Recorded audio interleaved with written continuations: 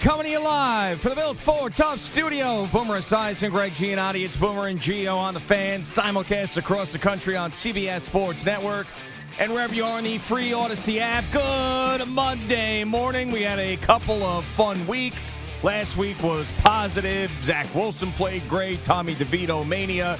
And then we get the reminder that we should have never forgotten that both these teams stink. They've had miserable seasons. We've had a little bit of positivity, but yesterday the reality set back in. It was a thud for both franchises. And now you've got all the things that are cropping back up again from a standpoint of negativity for the Jets and Giants. Another year missing the playoffs for the Jets, and that streak continues. The Giants, 6 out of the last 7 years with losing seasons. It's just been miserable around here for both of these teams, and the bright spots, they just don't last very long. And yesterday, I mean, shame on us for sitting there. I'm not sure if I think you might have picked the Dolphins, Boomer, but Jerry and I know for a fact, picked the Jets thinking, man, you know, that's a big number in the Jets defense and Miami's all banged up, and shame on me for thinking that the Jets could compete as they just got their asses handed to them in the worst way. And let me tell you, Mekhi Becton, who was getting a ton of praise throughout the year, did he just stop playing yesterday? Was it like too hot for him? Did he decide like football wasn't for him yesterday? The guy was a turnstile the entire game. And Zach Wilson has to go out because he's getting his ass kicked. It's not even basically his fault yesterday. Getting his ass kicked, and it's hydration, it's head injury, it's concussion, it's not concussion, whatever it was. Just get him out of there because he was going to get killed. Good morning, Boomer. How are you? Yeah, good morning, Jay. I think it kind of sums it up. I think. You know, for both Tommy DeVito and Zach Wilson yesterday, they took some vicious hits. I mean, vicious. And you know how we often talk about how the quarterbacks are protected in this league? Yeah. Well, they're protected when the hits are illegal, but when the hits are illegal, the way that they were yesterday, for the most part, man, you could see what happens to a guy if he's not protected. And both guys, I mean, found themselves in situations where, quite frankly, I don't necessarily know that I've seen a lot of quarterbacks go through what they went through yesterday. I am not going to sit here and blame either one of them. The fact that Tommy DeVito was able to make it through the game and, you know, actually do something in the game, even though the game was completely gone, I'll give him a lot of credit for standing in there and being brave and being tough and going through all of that and watching the Saints do the whole Paisan thing and all that other crap. I mean, it's lucky he got out of the game alive. I mean, both of those guys took hits, and thankfully they took Zach Wilson out of the game. He didn't have a chance from play one. From play one until the time they finally yanked him out of the game, the amount of hits that he took and the type of hits he took were an absolute disgrace. I mean, the offense, you're right. You know, Mekhi Becton had his worst game as a Jet. I mean, absolutely. Bradley Chubb owned him from the day that the game started. And it seemed like Miami was still smarting from last week's loss to Tennessee. Yeah. And the way they lost. And then, of course, you know, it's New York, right? So when a team comes in, whether it be playing the Saints like the Giants were or the Dolphins the way the Jets were, especially the Jets coming off of a very nice victory the week before and the way that the Dolphins lost, you know, the avalanche of like media and social media and everything else that invades the teams that are about to be played by the New York teams probably just, you know, I don't know, intensifies the opposing team. Because I looked at New Orleans and Miami yesterday, like there was no way they were losing. There was no way that they were going to let these quarterbacks get off to a good start and gain confidence as the game was going on, because they basically obliterated both offensive lines. Yeah, and I felt that more with the Saints than the Dolphins. I felt like the Dolphins, I agree with you. That was more, it didn't matter who the opponent was coming in this week. They were pissed off. They were just, the way that game ended on Monday night riled them up. And plus the whole thing with Tyreek Hill not playing too. And all of us going into this game thinking, man, if Tyreek doesn't play, they're a different team. You saw him go out of the game and how they looked lost offensively when he was out of the game. If they don't have him for a full game, what's going to happen? Well, what's going to happen is Jalen Waddle's going to go crazy. Mostert's going to go crazy. Achan's going to go crazy. And they're going to and the Dolphins defense is going to play their best game that they've played the entire year. So, but definitely with the Saints, I mean, you could tell they're doing the Tommy DeVito hand thing. It was just like this was the game for them to get back into the conversation. They've had such a miserable year. That offense has stunk. Derek Carr has been terrible. And, of course, they have probably the best game that they've played the entire year. It was annoying. It was annoying watching both of these teams because I knew that coming in here it was all over. It is now all over. There is nothing that is going to be fun about either one of these teams the rest of the year. And that's the reality. I mean, and we got a taste of it for a week, couple of weeks with Tommy DeVito. That was fine. Now, if he goes out and the Giants shock the Eagles, then that'll be great, but I don't think anybody is necessarily expecting that. And the Jets thing, man, just when you think all they need to do is just be somewhat respectable to finish out the season, to give you a positive feeling going into next season. They can't even do that. You couldn't even compete in this game. We're not even asking for a lot anymore. Just look like a real football team that competes to finish out the year to make you think that Aaron Rodgers can come in and you guys can be in the playoff conversation and winning a division conversation and making a run. But now, I mean, looking at this team from top to bottom, they're horrendous. And the coach is completely lost. Completely. Add this to the stack of games where it looks like his team is not ready to play. And I know that we're going to read too much into what Aaron Rodgers does and says, but those time and time again with him shaking his head in disgust on the sidelines cannot be a good thing. Well, it's easy to do that when you are on the sidelines and not on the field. Right. That's the other thing, too, you got to take into account here. And hopefully this quells all the nonsense about him coming back and playing. I do understand why he wants to be on the practice field. I understand why, he wants to push it. And I know he wants to feel like he's a part of the team, that doesn't want to feel like he's detached from the team. So all of the stuff that he is doing, I appreciate. I really do. And he does set the example for other players who are injured to go about their rehab the way that he's done it professionally and all the things that he's gone through to get to this point. But to even remotely think that he's going to step on the football field is ridiculous. And if he even remotely thinks now that he should, with the Jets completely out of it, would be self-serving and completely selfish on his part, risking injury again and having to go through this all again. He should get ready for next year, which I think that's what he's doing now. He's trying to go through the practice, put on the uniform, be out there, feel some normalcy, which I can appreciate.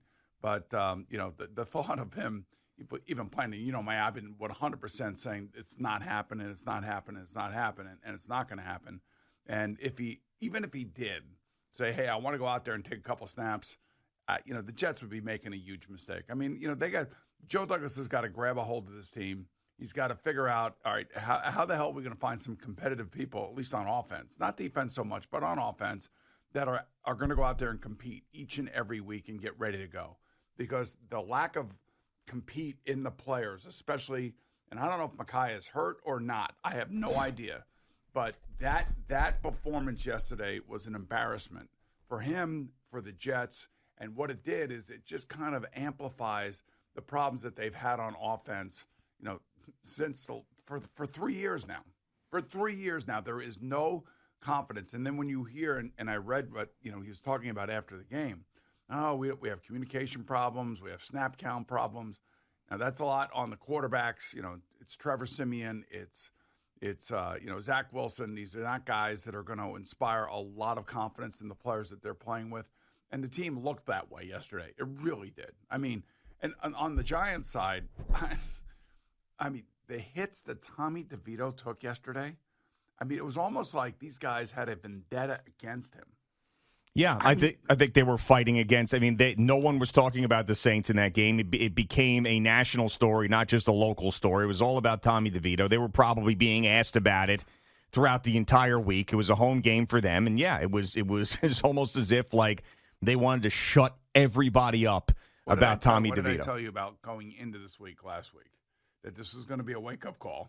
That all this other nice stuff that's going on, it's a great story, but the reality is the NFL, and DeVito said it himself after the game yesterday, and he's right. He's 100%. It's a hard place, man, from week to week. I don't care really who you are, unless, of course, you're Josh Allen now playing on a different level and on a different planet than everybody else, leading his team to, just an absolutely crushing victory when it comes to the Cowboys side of things, because right now the Eagles have the number 2 seed. They play tonight, and if they win, then they recapture the NFC East lead, and they'll hold on to the number 2 seed. And so the Cowboys had 1 week of where they were on top of the world. And all of a sudden, it all comes crashing down in Buffalo yesterday, which was an amazing performance by the Buffalo Bills, especially their defense. Yeah, and this is how things change in the NFL, of course. You feel great 1 week, you feel terrible the next week, you feel great the next week. I mean, the Detroit Lions got to be feeling great about themselves today. The Tampa Bay Buccaneers and Baker Mayfield had an amazing performance. And, there's a lot of franchises out there that have a lot to play for the last couple of weeks, and we don't have that here at all. I mean, they're right now, I don't even know what you're watching the rest of the season. What are you even looking for? You're looking to see if Tommy DeVito can be your backup quarterback next year. You're looking to see if he can beat the Philadelphia Eagles and maybe go back into legend status again. And what are the Jets for the rest of the year? What are we even looking for? I mean, honestly, is it just get to the end of the season, bring everybody back, and then put Aaron Rodgers out there and that's going to save everything? Is that what we're doing again? Or is this year, the Jets should look at this year as like a practice year for Aaron Rodgers and seeing what was really wrong with the franchise to make sure the same things don't happen when he's out there. That's what it should be. Well, I mean, the offense has just been horrific. And when you have no offense, then the defense is basically out on an island. And no matter how hard they play, no matter how much they try, and they're going to get beat every now and again, like we did yesterday by Gio and Waddle. It just doesn't matter. I mean, the offense has got no pulse whatsoever, none. It doesn't, and it did the week before against Houston. Why? Well, because Houston had no pushback in the second half because they lost their starting quarterback. They're missing their 2 starting wide receivers. And, what we saw yesterday from Houston was pushback because they put Case Keenum in there, and they had a much better second half than they did a first half. But yeah. There was nothing left. Houston was a carcass when they were playing the Jets in the second half of that game last week. And Miami came out on the complete opposite end of that. And I don't know what to tell you. The offense not only needs a quarterback, but it needs a lot. It needs a healthy offensive line. It needs an offensive line where 5 guys can play together for 17 games, if at all possible. I think yesterday was their 11th combination of offensive linemen. Yeah, I mean it's almost impossible. I mean there's a few teams out there that get through the year with not having a decimation on the offensive line. It feels like every single franchise is dealing with it. Just who deals with it better. And the Jets, obviously. And the fact that they played their best game, the offensive line played their best, the Jets played their best game against Houston, and they come out and then they end up playing their worst game right after that. I mean, I'd really like to know what was going on with Mekhi Becton. Was it too hot? Was he too out of shape? Was he sick? Is he hurt? Was he hurt? What was that? I mean, he was getting embarrassed on every single play.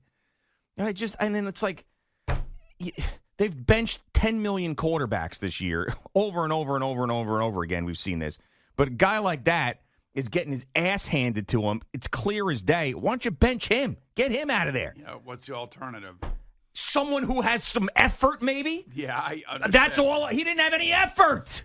Somebody who looks like he wants to play? Well, they went through their 11th different... Holy hell. Here's the problem. There's nobody pushing him. He doesn't have to worry about losing his job at the moment. He's got to be hurt. It's the only thing I could think of. But he didn't say any of that after the game. No, and I don't. Maybe he wouldn't. He doesn't want to sound like he's making an excuse. I don't know. But I just like the last few games of this season. If they end up losing to the New England Patriots in that last game, how can you bring most of these guys back? How could you do that now? I mean, and I understand and I've been saying it the entire year, and I still believe it, that, Aaron Rodgers signed up for this particular team with these guys. He doesn't want big changes. He's going to be mad if they end up, going nuts and firing people and everything else, and he's not going to allow that. But, I mean, this is a coaching staff that has no business in the NFL trying to be taken seriously to win a Super Bowl. They're just not. Can I just react to what you just said? What's that? About, Aaron Rodgers is not going to allow that. He isn't. He's a football player. He Well, the Jets empowered him. He does not run the organization. Yes, he does. But the Jets have made it clear that he does. Now you know why the Green Bay Packers wanted to get rid of him. But it's ridiculous. I mean, like, it's one thing if he's playing, and you know they got 11 wins or whatever. It's a completely different story. He is not playing, and he isn't. And quite frankly, and I don't know if he's doing this on purpose. I don't know if the Jets want him to do this. I don't know if it has something to do with next year's season ticket holders and sponsorships or any of that other stuff. I mean, you know, he's on McAfee every week, so he's going to be out there. He's going to be the story, which is really unfortunate because it really every week that's all anybody talks about is what his conversations are with him, with Pat McAfee, about whether or not he's coming back. You know, I'm saying he's not coming back. He's just not. And now next year he is coming back, but you know, this is why you get in trouble if you give one player who's done nothing for you as an organization any sort of power. I mean, like, it's one thing, okay, we want to pay you. You're taking less money. We appreciate that. We'll try to bring in a couple guys that you're familiar with. We'll have your offensive coordinator that you've won MVPs with. All of that, we'll try to do that for you. But once he's out of the picture because he's injured, now it comes back to the general manager having to put his foot down and saying, this is what we need to do. And I would like to be a fly on the wall with Woody Johnson and Joe Douglas and Rob Saleh. I really would. I'd like to hear what the owner is saying here, because the owner is the one that's going to make the decision as to who's coming back and how much they're going to be listening to a quarterback who's basically done nothing for them. I mean, it is incredible if you think about how Aaron Rodgers came in and saved Rob Saleh's ass by not even playing. I mean, because he would. Now, this is why Rob Saleh, I think, felt like he had no pressure on him coming into the season, because he said that as well to Joe Beningo that Joe shared with us, that he felt, he's like, no, there's no pressure. There's no pressure. Obviously, there is pressure, but no matter what happened, you know, he was going to still be here because Aaron Rodgers wanted him to be here. And this is the situation he signed up with. And when Rob Saleh was on that plane and they visited him, all right, you're the head coach I'm going to play for. So, I mean, if it went well, then great. Rob Saleh's just, you know, all ships rise with the rising tide. If he doesn't play well or he gets hurt and they have a disaster season, well, he's coming back anyway because Aaron Rodgers wanted this situation. It's incredible because if they didn't go out and get Aaron Rodgers and they had another season like this, Rob Saleh wouldn't be the coach. He'd just be another one of these guys that just went into the meat grinder, boom, got spit out of here in a million pieces, and we'd be a defensive coordinator somewhere else. Like Todd Bowles, like Adam Gase, like Herm Edwards, like Eric Mangini, like all these other guys just come through here, get right to the propeller into a million pieces, and then they got to pick themselves back up. But because Aaron Rodgers is here, Rob Saleh, who's not qualified to be a head coach because we've seen this, and he stinks at it, gets another opportunity next year. And then when it doesn't work out, we're going to be sitting here going, oh, my God, I can't believe it didn't work out. Well, I wonder why. Because you got guys like Mike McDaniel and Sean McDermott and Bill Belichick when he was still a good coach in the division. And then you got this guy who's basically a statue on the sidelines, has no goddamn clue what to do to try to fix the thing. It's embarrassing. It's embarrassing. I mean, Mike McDaniel's walking around with his joggers and his Louis Vuitton sweatshirt running circles around Rob Saleh twice. Circles around him without his best player, a million injuries, his play caller on defense, without his center, and they're twice doing donuts on Rob Saleh's lawn with his middle finger up in the air. And then they're just going to bring all these idiots back? No. God. Don't be surprised. So frustrating. Don't be surprised if they don't bring all these people back. They are. You know they are. Don't be surprised. You think Rob Saleh's going to get fired? There's no way. And then Nathaniel Hackett's going to be the head coach. He's going to wear a clown nose while he's doing it. Here's the thing, okay? We talked about this when the Giants were 2-8. What was it going to look like when the Giants, you know, at the end of the season, what was it going to look like? Well, I'll tell you what, it hasn't looked nearly as bad as the Jets have looked. Right. And, you know, Brian Daboll has actually won games with the undrafted rookie free agent quarterback, 3 in a row, given a little bit of a story to his fan base, and we all know he can coach. We all know that he can deal with, and even yesterday's game where his quarterback is just getting absolutely roasted. That game was competitive. His team is still competitive. Sure, yeah. It looks competitive. Mm-hmm. The Jet offense has no life to it whatsoever. And just by putting a healthy Aaron Rodgers in front of the group of guys that played yesterday, I don't know if that's going to make that much of a difference. But I'm just telling you right now, what you just went off on there's nothing etched in stone that says it's going to stay the way it is. I'm telling you. All right. We'll see. You have an owner that I'm sure is getting very, very tired of losing and is looking at what you're looking at and listening to what you're saying. And believe you me, the people that are in his inner circle are saying the same thing. I mean, I'm telling you. Woody Johnson's looking up at that box, and Stephen Ross is doing the penguin waddle yesterday. I mean, 30-0. I mean, how can you live with that? I mean, the guy who is your peer, the owner of the other team, is up there going 30-0. After just a month ago, this same team in your building on Black Friday at a national TV game wiped you out. It's more with a Fail Mary. If you want to take it back about 12, 13, 14 years, what has Stephen Ross built here in New York? Well, the whole Hudson Yards. Hudson Yards, yep. Right. What did Woody Johnson want to build in that area? Football stadium for the Jets. And who won that one? Stephen Ross.